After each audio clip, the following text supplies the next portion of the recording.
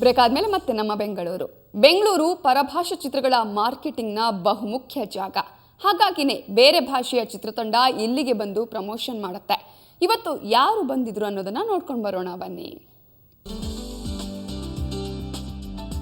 ಕನ್ನಡಿಗರು ಕನ್ನಡ ಚಿತ್ರ ನೋಡ್ತಾರೋ ಇಲ್ವೋ ಗೊತ್ತಿಲ್ಲ, ಆದರೆ ಪರಭಾಷೆ ಚಿತ್ರಗಳನ್ನಂತೂ ತಪ್ಪಿಸಲ್ಲ.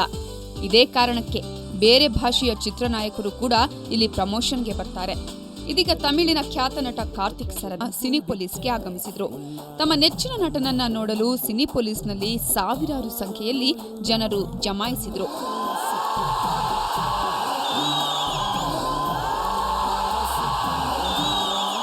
Bangalore is one place which I always look as a holiday. So whenever I come here, I get relaxed completely. And people are so friendly. They speak all languages. They watch all kind of films. And for me, always Bangalore is, some place which is ahead of fashion. And, any joint opens up first in Bangalore. So for us, it's always looking forward to coming to Bangalore. ಹಾಸ್ಯ ಪ್ರಧಾನ ಚಿತ್ರವಾದ ಅಳಗರಾಜದಲ್ಲಿ ಕಾರ್ತಿಕ್ಗೆ ಜೋಡಿಯಾಗಿ ಕಾಜೋಲ್ ಅಗರ್ವಾಲ್ ಕಾಣಿಸಿಕೊಂಡಿದ್ದಾರೆ. November 2ರಂದು ಈ ಚಿತ್ರ ತೆರೆ ಕಾಣಲಿದೆ. ಬೆಂಗಳೂರಿನಿಂದ cameraman Lokesh ಜೊತೆ Ajay Kashyap, entertainment bureau, ಸುವರ್ಣ news. ಪುಟ್ಟಣ್ಣಚೆಟ್ಟಿಪುರ ಭವನದಲ್ಲಿ ಪ್ರಜಾಪಿತ ಬ್ರಹ್ಮಕುಮಾರಿ ಸಂಘದಿಂದ Indo Russian ಸಾಂಸ್ಕೃತಿಕ ಸಂಜೆ ನಡೆಯಿತು. ಪರದೇಶ್ ಚಿತ್ರದ ಎ ಮೇರಾ ಇಂಡಿಯಾ, ಸತ್ಯ ಹಿ ಶಿವ ಹೈ ಮೊದಲಾದ ಜನಪ್ರಿಯ ಹಾಡುಗಳಿಗೆ ರಷ್ಯನ್ ಕಲಾವಿದರು ಹೆಜ್ಜೆ ಹಾಕಿದರು. ಜನರ ಚಪ್ಪಾಳೆ ಗಿಟ್ಟಿಸಿದ್ರು. ಅದರ ಒಂದು ಝಲಕನ್ನು ನೋಡ್ತಾ ಇವತ್ತಿನ ನಮ್ಮ ಬೆಂಗಳೂರು ಮುಗಿಸ್ತಾ ಇದ್ದೀವಿ.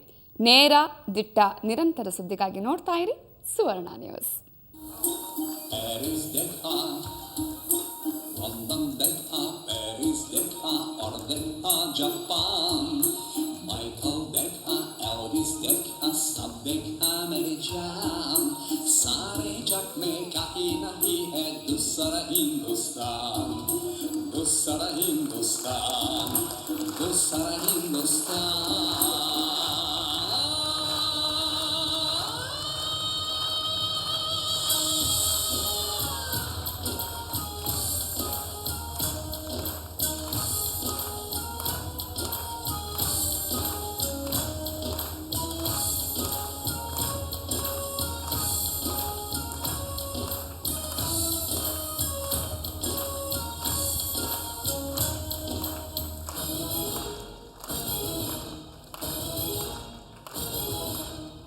दुनिया एक दुल्हा